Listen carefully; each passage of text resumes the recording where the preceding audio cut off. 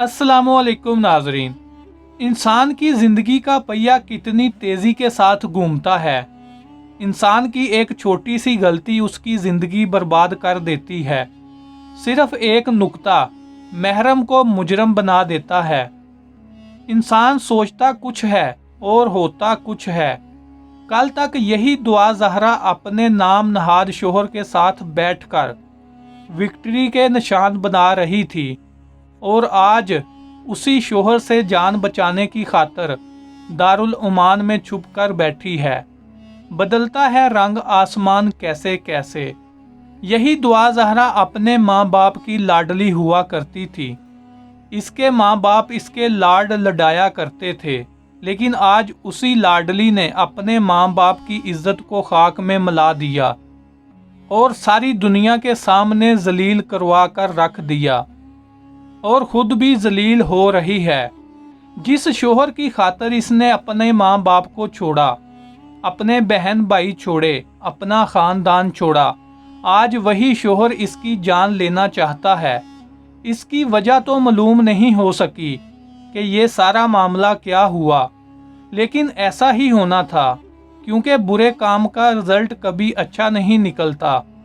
पाकिस्तान की तमाम लड़कियों के लिए मेरा एक पैगाम है।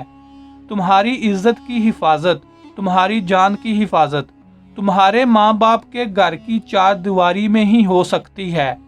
जब तुम इस चार दीवारी से कदम बाहर निकालोगी, ये ज़माना, ये दुनिया तुम्हारी इज्जत की भी दुश्मन बन जाएगी और तुम्हारी जान की भी दुश्मन बन जाएगी। इसकी वाज़ेह मिसाल दुआ ज़हरा आपके सामने है। वो जब तक अपने घर की चार दीवारी में थी तो उसकी तमाम ख़ानदान में इज्जत थी।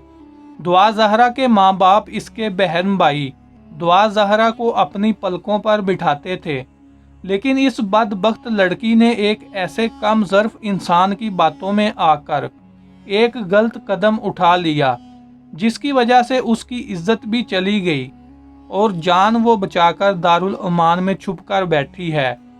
और अब दुआ ज़हरा ना शोहर के घर जा सकती है और ना अपने माँ बाप के घर जा सकती है। दुआ ज़हरा के एक गलत फैसले ने उसकी जन्नत जैसी जिंदगी को जहन्नम बना दिया। इसलिए लड़कियों, तुम सब कुछ करो, तुम पढ़ो लिखो, लाइफ इंजॉय करो, लेकिन कभी कोई ऐसा काम मत करना जिसकी वजह से तुम्हारा माँ बाप, तुम्हारे बहन भाई, तुम्हारा खानदान, तुम्हारी वजह से उनको इस दुनिया के सामने सर झुकाना पड़े।